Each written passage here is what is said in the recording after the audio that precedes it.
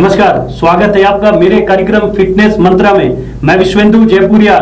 आज की भागदौड़ जिंदगी में ये बेहद जरूरी है कि हम स्वस्थ रहें। हम बहुत सारे वो कार्य करते हैं जिससे हमारा शरीर तंदुरुस्त रहे, लेकिन फिर भी हम बीमार पड़ जाते हैं। और बहुत सारे ऐसे केस है जब हमें पता नहीं चलता कि हमें कैसे डॉक्टर से संपर्क करना है, किस डॉक्टर के पास जाना है। तो इसी विषय पर मेरे साथ आज एक यूरोलॉजिस्ट मौजूद है। मैं बता दूं आपको कि यूरोलॉजिस्ट बेहद एक अहम पार्ट है मेडिकल लाइन का, तो आपको ये जानना बहुत जरूरी है कि कब हमें इनसे मिलना है।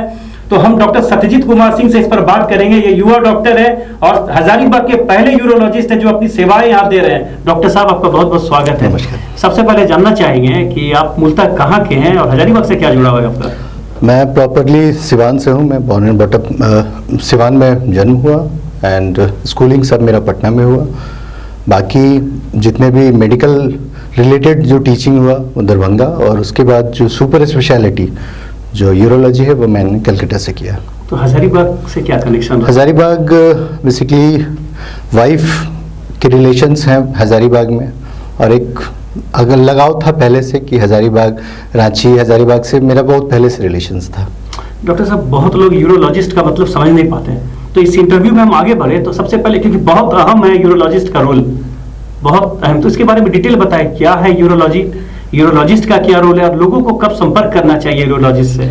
यूरोलॉजी बेसिकली किडनी, पेशाब का थैली, प्रोस्टेट, पेशाब का नली रिलेटेड जो भी बीमारी है उसको यूरोलॉजी डील करता है।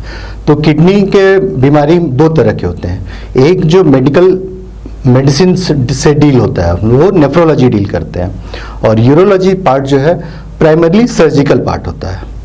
तो kidney, ureter, bladder, prostate and urethra, ये यूरोलॉजी के अंदर आता है, सर्जिकल पार्ट इसका। तो लोगों को कब संपर्क करना चाहिए? बहुत बार लोगों को पता नहीं चलता, या बहुत कहूँ झिझक के मारे लोग जाते नहीं हैं। देखिए, यूरोलॉजिस्ट के पास बहुत सारे कॉमन फीचर्स हैं। जैसे मेल और फीमेल को अगर हम अलग अलग कर देते हैं, पहले हम मेल पे डिस्कस करते हैं। मेल पे अगर डिस्कस करते हैं तो एक एज के बाद, यानी 50s के बाद, 50 या 60s के बाद मेल पेशेंट्स में जनरली यूरिनरी प्रॉब्लम्स बहुत होता है। जैसे बार बार पेशाब लगना, पेशाब का धार पतला हो जाना, रात में बार बार पेशाब उठ के जाना, जोड़ लगाना, उसके बाद भी पेशाब का धार पतला हो रहा है। तो ये सब कॉमन फीचर्स है प्रोस्टेट के इनलार्जमेंट का। या पतला पेशाब का धार होने से हो सकता है कि पेशाब का नली सिकुड़ गया, यूरेथ्रल स्ट्रक्चर उसे बोलते हैं। तो इस सब कंडीशन, अगर ये सब इनिशियल फीचर्स अगर मिलता है तो आपको यूरोलॉजिस्ट को कंसर्न करना चाहिए। इसके अलावा अगर bladder, urinary bladder, that is पेशाब का थैली, पेशाब के थैली में इन्फेक्शन, जो यूटीआई जैसे हम लोग कॉमन वर्ड्स में बोलते हैं, तो उसमें भी बार बार पेशाब होता है। या पेशाब में खून आना, जो एक अलार्मिंग साइन है। अगर लाल यूरिन हो रहा है, रेड यूरिन हो रहा है, तो वो एक अलार्मिंग साइन है। इसमें चांसेस कैंसर का बढ़ जाता है, ब्लैडर के कैंसर का। तो ये एक अलार्मिंग साइन है अगर रेड यूरिन हो रहा है, जिसको हम लोग अपने मेडिकल टर्म्स में हेमेचूरिया बोलते हैं। तो अगर इस तरह का रेड यूरिन हो रहा है, लाल यूरिन हो रहा है, तो आपको अर्जेंटली अपने मतलब नियरेस्ट यूरोलॉजिकल सेंटर में कंसर्न करना चाहिए। साथ में अब अगर हम ऊपर चलते हैं तो किडनी और यूरेटर, किडनी यानी गुर्दा, और यूरेटर जो कनेक्टिंग पाइप है जो किडनी से यूरिन को लेके आपको पेशाब की थैली में लेके जाता है। तो इसमें सबसे कॉमन होता है इन्फेक्शन के अलावा पत्थर। किडनी में भी पत्थर हो सकता है, दोनों साइड किडनी में हो सकता है, एक साइड किडनी में भी हो सकता है, और यूरेटर में भी पत्थर हो सकता है। तो पत्थर का अलग अलग सिम्टम्स है, पेट में दर्द, पेशाब में जलन, पेशाब में खून आना, मतलब बहुत सारे फीचर्स हैं। तो इस तरह का जब भी पेट में दर्द हो, तो हर पेट का दर्द अपेंडिक्स या गॉल ब्लैडर नहीं होता है। बिल्कुल। तो अगर पेट में दर्द हो रहा है, आपने दर्द की बात की, तो ये कैसे हम समझे कि कुछ ऐसा प्रॉब्लम हो रहा है कि हमें यूरोलॉजिस्ट के पास जाना चाहिए? देखिए, अगर किडनी स्टोन के चलते पेट में दर्द है तो नॉर्मली जो पेट का दर्द गॉल ब्लैडर या अपेंडिक्स के चलते होता है, और जो किडनी स्टोन के चलते होता है। किडनी स्टोन के चलते जो दर्द होता है वो हमेशा पीछे से आते हुए और आगे की तरफ जाता है। तो जो भी पेशेंट या जो भी नोन टू है, उनको अगर दर्द ऐसे पीछे से आते हुए अगर आगे की तरफ जा रहा है नीचे पेशाब के रास्ते की तरफ, तो आपको सजग होना पड़ेगा कि हो सकता है ये पत्थर के चलते कहीं ना कहीं कुछ है, तब ऐसा दर्द होगा। डॉक्टर साहब, बिहार झारखंड में ये जो स्टोन वाली बात आप कर रहे हैं, तो इसके पेशेंट बहुत ज्यादा मिलते हैं। Definitely. इसकी क्या वजह है? मौसम, सबसे ज़्यादा तो क्लाइमेटिक कंडीशन, गर्मी का मौसम, फिर खाने पीने का ये, पानी कम पीना, तो क्लाइमेटिक कंडीशन सबसे ज़्यादा कॉमन, मतलब स्टोन के लिए प्रीडिस्पोजिंग फैक्टर है। ट्रॉपिकल जो जोन है हमारा, जो गर्मी वाला जो जोन है, तो वो इसमें आपको पत्थर ज़्यादा मिलेगा। पानी का सेवन कम करते हैं हम लोग, साथ में जितना भी जो आपका क्या कहते हैं केन्ड फूड्स हुआ, चॉकलेट्स, नट्स, ये सब खाने से आपको स्टोन्स का फॉर्मेशन का रेट बढ़ जाता है। तो आजकल के युवा तो वैसे भी पानी का सेवन कम ही करते हैं, तो कितना खतरे में है युवा स्टोन के मामले में? खतरे में डेफिनेटली हैं। ऐसे केसेस आते हैं युवाओं के आपके पास? काफ़ी आते हैं, युवाओं तो या बच्चों में भी आते हैं। तो अगर पानी बहुत ज्यादा पिए, एवरेज एक दिन में कितनी पानी उनको पीना चाहिए? एवरेज जो नॉर्म्स है कि पानी आप इतना पिए कि आपका यूरिन जो हो, पेशाब जो हो, 24 घंटे में 2 लीटर हो एटलीस्ट। आप पानी उतना ही पिए, मतलब इतना मिनिमम आप पिए कि 2 लीटर आपको यूरिन हो। यानी 12 से 14 गिलास पानी वो एवरेज गिलास, हाँ, मतलब आप मान के चलिए 3 लीटर। मौसम के मतलब जाड़े में ठीक है, थोड़ा आप कम पी सकते हैं, गर्मी में थोड़ा ज़्यादा कर सकते हैं, क्योंकि गर्मी में पसीना ज़्यादा निकलेगा तो आपको कंपनसेट करने के लिए थोड़ा ज़्यादा करना होगा। लेकिन इन जनरल आपका जो यूरिन आउटपुट 24 घंटा में होना चाहिए वो एटलीस्ट 2 लीटर होना चाहिए। ये नॉर्मल पेशेंट्स के लिए है। जो अब किडनी के पेशेंट्स हैं, जैसे CKD, chronic kidney disease, chronic kidney disease वो नेफ्रोलॉजी का पार्ट हो गया। उस कंडीशन में, या हार्ट के पेशेंट हैं, सीसीएफ के पेशेंट हैं, तो उस सब कंडीशंस में पानी का रेस्ट्रिक्शंस होता है। ये जो है नॉर्मल के लिए है कि एटलीस्ट 2 लीटर यूरिन आउटपुट आपका होना चाहिए 24 घंटे में। यानी हार्ट अगर सारा कुछ सब सही है, हाँ। सिर्फ किडनी में स्टोन अगर हो गया है, तो पानी का जो पीना चाहिए, जो सेवन करना चाहिए 12 से 14 गिलास। किडनी में स्टोन हो गया है तो पहले तो उसका इलाज कराना होगा। उसको उससे बचने के लिए, मतलब रिकरेंस नहीं हो, बार बार तो स्टोन नहीं ये हो। यूरोलॉजिस्ट के पास जाएंगे कि नेफ्रोलॉजिस्ट के पास? ऑब्वियसली यूरोलॉजिस्ट के पास। जाएंगे। मैंने कहीं पढ़ा था कि 5 mm कॉमन, तो मैं देखता हूँ कि 5 mm के साइज के पत्थर हो जाते हैं। तो कहना है कि अगर पानी आप पी रहे हैं बहुत ज्यादा, तो वो पानी के सारे यूरिन के सारे निकल भी जाता है। हाँ, कितना सही है ये? सही है, ऐसा नहीं है कि नहीं निकलता है, निकल सकता है, निकलता है भी। मेन है कि मान लीजिए कि 5 mm का एक स्टोन आपको किडनी में है, ठीक है, किडनी से जो रास्ता है, किडनी से यूरेटर में आएगा, यूरिन जैसे आएगा उसी रास्ते से पत्थर भी आएगा। अगर यूरेटर में कोई और पत्थर है, वो बड़ा पत्थर है, तो उस किडनी वाले पत्थर को आने नहीं देगा। या यूरेटर में आपका यूरेटर में कोई इन्फेक्शन हुआ, चाहे कुछ हुआ, यूरेट्रिक स्ट्रक्चर हो गया, यूरेटर का रास्ता आपका जो नॉर्मल है वो कम गया, तब भी आने नहीं देगा। तो अगर सब एनाटमी आपका क्लियर है, केवल 5 mm का स्टोन है, तब वो चांसेस उसका बढ़ जाएगा निकलने का। लेकिन अगर मान लीजिए कि ओल्ड एज पेशेंट है, ब्लैडर में ही 5 mm 10 mm का स्टोन है, और प्रोस्टेट बहुत बड़ा हुआ है, पेशाब का नली जो है वो सिकुड़ा हुआ है, यूरेथ्रल स्ट्रक्चर है, तो कहाँ से आएगा? तो ये सब चीज़ मतलब एक पत्थर ही नहीं है, सब चीज़ मिला के एक ग्रुप बनता है, और तब देखते हैं। हम भारतीय सर्जरी से बहुत डरते हैं, और जब बात होती है ये स्टोन की भी और सर्जरी की, तो लोग बहुत हिचकते हैं डॉक्टर के पास जाने के बाद, यूरोलॉजिस्ट के पास जाने के लिए।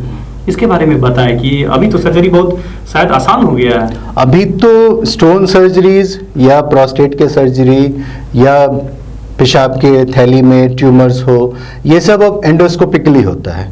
इसको हम लोग एक शॉर्ट टर्म में बोलते हैं एंडोयूरोलॉजी, मतलब endoscopic procedures for urology, that is endourology. तो bulk of the cases endourology से ही हो जाते हैं, उसमें कोई चीर फाड़ नहीं होता है।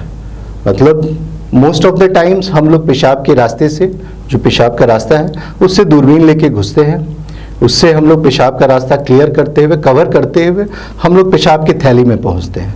अगर डिजीज़ पेशाब की थैली में है तो वहीं पे काम हो गया।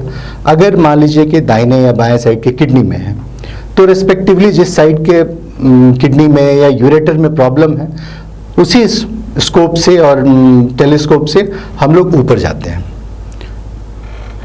एक तरीका ये हुआ। एक तरीका हुआ कि एंडोस्कोपी क्यों करते हैं, मान लीजिए बड़ा पत्थर है किडनी में 2 सेंटीमीटर या 3 सेंटीमीटर का बड़ा पत्थर है, उसको आप नीचे के रास्ते से नहीं कर सकते हैं, क्योंकि नीचे से रास्ते से जो स्कोप लेके हम लोग जाते हैं उसका लिमिटेशंस है, इट हैज इट्स लिमिटेशंस, कि हम इतने साइज तक के पत्थर को ही उससे डील कर सकते हैं। तो उसके लिए हम लोग पीठ में छोटा सा छेद करके, मतलब छोटा सा चीरा देके, और वहाँ से रास्ता बना के दूरबीन से वहाँ से पत्थर को निकालते हैं। उसको हम लोग PCNL कहते हैं। डॉक्टर साहब, 50 से अधिक उम्र वाले लोगों को प्रोस्टेट बहुत ज़्यादा होता है, तो ये क्या है, इस उम्र में ही क्यों होता है और इसका क्या समाधान है और कैसे इसे बचा जा सकता है? क्या कोई उपाय है कि प्रोस्टेट नहीं हो? देखिए प्रोस्टेट होता नहीं है। प्रोस्टेट एक नॉर्मल ग्लैंड है, ये सबको होता है, ये मेल में होता ही होता है। ये इसका एब्सेंस एक दूसरा सिंड्रोम है कि ये रेयरली एब्सेंट होगा। ये जो है सिम्टम्स जो आता है ये प्रोस्टेट ग्लैंड के बढ़ने से आता है। जो ये कहे ना कि प्रोस्टेट हो गया, that is not a disease, ऐसे इसको ब्लॉक कर देता है। हाँ, तो होता क्या है कि ये पेशाब का नली है और प्रोस्टेट जो है दोनों साइड ऐसे पड़ा रहता है, छोटा छोटा ग्लैंड है, उसका बहुत सारा काम है। उम्र बढ़ने के साथ ये ग्लैंड में ग्रोथ होता है, दोनों साइड से जब ग्लैंड में ग्रोथ होगा तो ये जो पेशाब का नली है ये बीच में कॉम्प्रेस होगा तो रास्ता आपका छोटा हो जाएगा पेशाब का, तब आपको सिम्टम्स आना शुरू होंगे। पेशाब का धार पतला होना, बार बार पेशाब लगना, रात में बार बार पेशाब उठ के जाना, पेशाब करने के बाद भी लगना कि पेट में अभी भी पेशाब है, मतलब अभी भी और पेशाब करने का मन है, इस तरह का बहुत सारा सिम्टम्स मिलता है। और लॉन्ग टर्म्स में इस सब सिम्टम्स के चलते बैक प्रेशर, जैसे आप पेशाब करते हो तो नॉर्मली जिसको प्रोस्टेटिक सिम्टम्स नहीं है या जिसका सब कुछ नॉर्मल है, तो पेशाब करने के बाद मिनिमम पेशाब के थैली में बचता है, दैट इज कॉल्ड PVR। उसको हम लोग पोस्ट वॉइडल रेसिडुअल यूरिन बोलते हैं। तो वो नॉर्मल मिनिमम बचता है। लेकिन जो BPH वाले पेशेंट होते हैं, जो प्रोस्टेट जो बीमारी सुन रहे हैं हम लोग, तो प्रोस्टेट तो बीमारी नहीं है, वो BPH है। तो BPH वाले पेशेंट्स में पेशाब करने के बाद भी पेशाब की थैली में बहुत बचता है, 100 ml, 200 ml, 300 ml, 500 ml। तो इससे होता क्या है कि लंबे समय तक जब पेशाब रहा, पेशाब की थैली में आप पेशाब करने जा रहे हैं, बूंद बूंद पेशाब हो रहा है या बहुत पतले धार से हो रहा है पेशाब, आपको आधे घंटे पेशाब करने में लगते हैं, तो ये जो इकट्ठा पेशाब है इसमें विथ टाइम इन्फेक्शन होने का चांसेस रहेगा। इन्फेक्शन होगा तो स्टोन बनने का चांसेस रहेगा। 2 बात। तीसरी बात, ये पेशाब इकट्ठा है, नॉर्मल पेशाब कहाँ बन रहा है? किडनी में बन रहा है। किडनी में यूरेटर के सहायता से वो पेशाब की थैली में आ रहा है, और जब अपने कैपेसिटी तक भर जाता है तो पेशाब के रास्ते बाहर चला जाता है। ये नॉर्मल फिजियोलॉजी है। तो अब चूंकि पेशाब नहीं निकल पा रहा है पूरा, पेशाब करने के बाद आपको 20 ml 30 ml रहना चाहिए था, वो अभी 200 से 300 ml है। तो इसके चलते पेशाब की थैली पे बैक प्रेशर पड़ता है, और इस बैक प्रेशर से जो पेशाब ऊपर से नीचे आना चाहिए, अब ये नीचे से ऊपर भागता है, रिवर्स होता है। और चूंकि ये इकट्ठा पेशाब है तो ये इन्फेक्टेड यूरिन है, तो इन्फेक्टेड यूरिन जब ऊपर जाएगा तो यूरेटर को भी इन्फेक्ट करेगा, किडनी को भी इन्फेक्ट करेगा, किडनी में सूजन होगा और फिर दूसरा कॉम्प्लिकेशंस चालू होगा। तो इसका इलाज क्या है? ऑपरेशन ही एकमात्र इलाज है? नहीं, ऐसा नहीं है कि ऑपरेशन ही केवल एक इलाज है। अभी आज के डेट्स में बहुत सारे इलाज हैं। एक तो लाइफस्टाइल मॉडिफिकेशन, बहुत सारे ड्रग्स भी हैं। इनिशियली हम लोग ड्रग्स दे के ही देखते हैं, ड्रग्स पे अगर कंट्रोल नहीं हुआ तो फिर सर्जिकल पार्ट्स में आते हैं। और सर्जिकल में एंडोयूरोलॉजी इतना एडवांस हो चुका है कि अब रेयरली बहुत बड़े बड़े ग्लैंड भी एंडोयूरोलॉजी से सक्सेसफुली क्लियर कर लिए जाते हैं। ओपन केसेस अब बहुत ही रेयर होते हैं। डॉक्टर साहब, एक जो मेरी जानकारी में है, युवा से संबंधित मैं बात आपसे कर रहा हूँ कि गुटखा का बहुत ज़्यादा सेवन करते हैं, और कहा जाता है कि जो ज़्यादा गुटखा का सेवन करता है तो वो असर होता है यूरोलॉजिस्ट पास पहुँचा देता है। नहीं, यूरोलॉजिस्ट से डायरेक्ट, देखिए गुटखा का सेवन, देखिए tobacco in any sense is dangerous. तो टोबैको 2 चीज के लिए खासकर कैंसर के रिस्क बढ़ाता है। मतलब from the urology point of view, एक आपका टोबैको किसी भी तरह से आप लेते हैं तो किडनी के, गुर्दे का कैंसर होने का खतरा बढ़ता है, पहला। और दूसरा पेशाब की थैली का, स्मोकिंग। अगर गुटखा छोड़ के थोड़ा हम मॉडिफाई उसको कर दें स्मोकिंग पे, तो स्मोकिंग एक बहुत रिस्क फैक्टर है पेशाब की थैली का कैंसर के लिए। मतलब लकीली बिहार झारखंड में ब्लैडर कैंसर का जो इंसिडेंस है कम है। यही आप अगर बंगाल, वेस्ट बंगाल चले जाइए या मेट्रोज में चले जाइए जहाँ पे फ्रीक्वेंटली बहुत ज़्यादा स्मोकिंग होता है, वहाँ आपको हर एक, मतलब 5 में या 4 में एक आपको ब्लैडर कैंसर का पेशेंट्स मिलेगा, यूरोलॉजी स्पेसिफिक। बिहार झारखंड में थोड़ा कम है उस रेस्पेक्ट में इंसिडेंस। आप यूरोलॉजिस्ट हैं और हजारीबाग में इससे पहले कभी कोई यूरोलॉजिस्ट अवेलेबल रहे नहीं है, नहीं है। और लोगों को रांची जाना पड़ता है। सबसे nearest centre, health centre Ranchi है जहां वो जाते हैं इलाज के लिए। तो मैं आपसे जानना चाहता हूं कि आप अपनी सेवाएं कहां दे रहे हैं और क्या सुविधा आप देने वाले हैं यहाँ के लोगों को, ताकि उनको दिक्कत नहीं हो, कोई दूसरे शहर जाना ना पड़े। मैं अभी अपनी सेवाएं बड़का गांव रोड में श्री राम कृष्ण शांति आश्रम है, वहीं पे मैं अपना सेटअप डाले हुए हूँ। सारा एंडो यूरोलॉजी, जितने भी दूरबीन रिलेटेड ऑपरेशंस होंगे मैं वहाँ सेटअप शुरू कर रहा हूँ। मतलब within a week it will be started. तो ये सारा जो इक्विपमेंट्स की जरूरत है, सारा कुछ आप ये सेटअप लेके आ रहे हैं? हाँ, मैं सेटअप लेके ही आ रहा हूँ। डॉक्टर साहब, एक बहुत कॉमन है, क्योंकि ये जो पेशाब से संबंधित जो समस्याएं हैं ये पुरुष और महिलाएं दोनों में समान है, लेकिन महिलाओं में यूटीआई का प्रॉब्लम बहुत ज्यादा देखा जाता है। हाँ, महिलाओं में क्या वजह है और कैसे इनसे वो बचाव कर सकती हैं? देखिए, महिलाओं में यूटीआई का समस्या इसलिए ज़्यादा होता है क्योंकि जो पेशाब का नली, जिसको इंग्लिश में या साइंटिफिक टर्म्स में हम लोग यूरेथ्रा बोलते हैं, तो यूरेथ्रा जो फीमेल्स में होता है वो छोटा होता है, 4 सेंटीमीटर का अप्रॉक्स, 4 से 5 सेंटीमीटर, 4 सेंटीमीटर का। मेल्स में वो 18 से 20 सेंटीमीटर का होता है।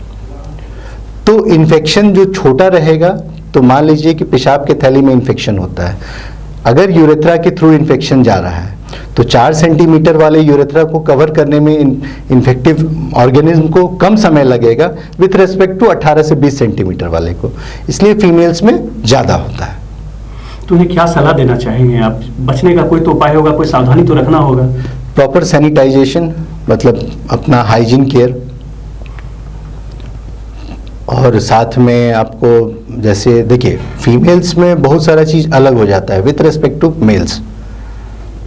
मतलब आप दोनों को एकदम अलग अलग करके देखेंगे, क्योंकि फीमेल में प्रेगनेंसी है, प्रेगनेंसी के चलते अगर आप नॉर्मल डिलीवरी कराते हैं या जो भी कराते हैं, तो प्रेगनेंसी के चलते जो पेशाब का नली है, पेशाब की नली के अराउंड चारों तरफ मसल्स होते हैं। तो नॉर्मल डिलीवरी जो नॉर्मल, ठीक है, नॉर्मल डिलीवरी में बहुत बार होता है कि ऑब्स्ट्रक्टेड लेबर हो गया, प्रोलॉन्ग लेबर हो गया, तो उस सब के चलते जो पेरिनियल मसल्स हैं वीक हो जाते हैं। मेल में उस तरह का एज सच कोई ये चीज़ नहीं है, लेकिन फीमेल्स में ये चीज़ें आ जाती हैं, एडअप हो जाती हैं। तो चूंकि वीक हो जाता है तो बहुत सारा चीज़, मतलब पेशाब रिलेटेड केवल इन्फेक्शन ही नहीं हो सकता है कि पेशाब लीक करने का, खांसने पे, चलने पे, बोलने पे पेशाब लीक करने का फीमेल्स में बहुत, जिसको SUI कहते हैं, स्ट्रेस यूरिनरी इनकॉन्टिनेंस। इनकॉन्टिनेंस मतलब पेशाब अपने से लीक कर गया। तो ये सब चीज़ें फीमेल्स में ज़्यादा होती है with respect to male. Male में जनरली होता भी है, तो मेल में जो होता है, एक होता है अर्ज इनकॉन्टिनेंस, कि मान लीजिए जो हम लोग BPH बोल रहे थे, BPH के जो बात कर रहे थे कि पेशाब हो नहीं पा रहा है, जो 25-30 ml या 50 ml यूरिन पेशाब करने के बाद बचना चाहिए, वो 500 या 700 ml बच रहा है। तो ये कभी कभी होता है मेल्स में कि रात में सो रहे हैं, पेशाब में मतलब कपड़े में आपका पेशाब लीक कर गया, तो उसको हम लोग अर्ज इनकंटिनेंस कहते हैं, कि जोर से पेशाब लगा और बाथरूम गए, जाते जाते पेशाब कपड़े में हो गया, तो उसको अर्ज इनकंटिनेंस कहते हैं। तो इसी तरह से है। एक मैंने पढ़ा था कहीं कि अगर ज़्यादा बच्चे होते हैं महिलाओं को, तो ये UTI का प्रॉब्लम का संभावना अधिक रहता है। हो ही सकता है इसमें कहीं, तो बस ये एक फिजियोलॉजी है। ज़्यादा बच्चे होने से मतलब डायरेक्ट नहीं है, लेकिन ये है कि आपका पेल्विक फ्लोर जो है वो कैसा है। सब नॉर्मल डिलीवरी हो रहा है, सब कॉम्प्लिकेटेड डिलीवरीज हो रहा है, पेल्विक फ्लोर मसल्स आपका कमजोर हो रहा है तो केवल यूटीआई ही नहीं होगा, एसयूआई भी होगा, स्ट्रेस इनकॉन्टिनेंस भी होगा और बहुत सारे रिलेटेड चीज़ें होंगे उससे। आपने साफ सफाई की बात की, तो आज का युवा वर्ग जो है वो कहीं ना कहीं साफ सफाई से खुद को दूर रखता है। डेली जो नहाने की बात होती है 2 दिन 3 दिन ऑल्टरनेट डेज करके वो लेते हैं, वो भी एक बड़ा खतरा है जहां तक मैं जानता हूं। ये जो बीमारी है, इन्फेक्शन है उसका, उसके बारे में बताएं कि कैसे युवाओं को सचेत रहने की जरूरत है। डेफिनेटली सचेत रहने की ज़रूरत है। सबसे पहले तो और मतलब रेगुलरली मतलब बात तो लेना ही चाहिए। साथ में अंडरगारमेंट्स तो हर दिन चेंज होना चाहिए, शुड नॉट बी रिपीटेड। साथ में अगर आप मतलब युवा हैं तो to be very frank protective sex होना चाहिए, क्योंकि केवल यूटीआई ही नहीं है, बहुत सारे ऐसे चीज़ें हैं जो जैसे युवाओं में यूरेथ्रल स्ट्रक्चर ही होता है, तो इसके बहुत सारे कारण हैं। इन्फेक्शन केवल यूरिन से ही नहीं होता है, बहुत सारे चीज़ों से ही इन्फेक्शन जाता है। और ये सेक्सुअली ट्रांसमिटेड डिजीजेज जो होते हैं, अगर एक मेल को है तो केवल वहीं तक नहीं रहेगा, जो काउंटर फीमेल है उसको भी उसके चलते ट्रांसमिट होगा। तो ये सब चीज़ें थोड़े से ध्यान देने होंगे। पेशाब की थैली की बात आपने की, वहाँ कैंसर की बात की, तो ये कितना खतरनाक है ये डिजीज, और किस वर्ग की आयु के लोगों को हो रहा है ये अधिक? पेशाब के जो थैली में कैंसर है ये बहुत ही खतरनाक डिजीज़ है। ये जनरली आपको 50s के बाद ही मिलता है जनरली, लेकिन कुछ रिस्क फैक्टर्स हैं जहाँ पे ये पहले मिलता है। जैसे मान लीजिए, जैसे मैंने अभी स्मोकिंग मान के चलिए, स्मोकिंग जो एक उसका रिस्क फैक्टर है। उसके अलावा कुछ फैक्ट्री वर्कर्स में ज़्यादा दिखने को मिलता है, जैसे आपका डाई वर्कर्स हुए, पेंट वर्कर्स हुए, ये सब में ज़्यादा मिलता है। तो ये तो कॉमनली हमारे बिहार झारखंड में उस तरह का कोई इंडस्ट्रियल एरिया बेल्ट नहीं है कि जहाँ इस तरह का मिले, लेकिन जो स्मोकिंग जो है वो एक प्राइम रिस्क फैक्टर बन जाता है ब्लैडर कैंसर के लिए। और ये काफ़ी खतरनाक डिजीज़ है, इसमें रियकरेंस यानी बार बार होने का चांसेस रहता है। जो हम लोग एंडोस्कोपिक भी जो करते हैं ब्लैडर ट्यूमर का इलाज, तो होता क्या है कि एंडोस्कोपिकली हम लोग देखें, पहले मान लीजिए कि पेशेंट आया, लाल खून मतलब रेडिश यूरिन हो रहा है, हेमेचूरिया हो रहा है, हम लोग इन्वेस्टिगेट किए, सिटी स्कैन किए, देखे कि हाँ पेशाब की थैली में एक ट्यूमर पड़ा हुआ है। तो ट्यूमर पड़ा हुआ है, सब पेशेंट को फिट करके हम लोग ओटी में ले जाते हैं। उसके बाद उस ट्यूमर को हम लोग एक बार दूरबीन दे के देखते हैं और उसका हम लोग बायोप्सी लेते हैं, पूरे ट्यूमर को काट के हटा देते हैं। मान लीजिए 2 सेंटीमीटर 3 सेंटीमीटर का है, ट्यूमर को काट के हटा देते हैं।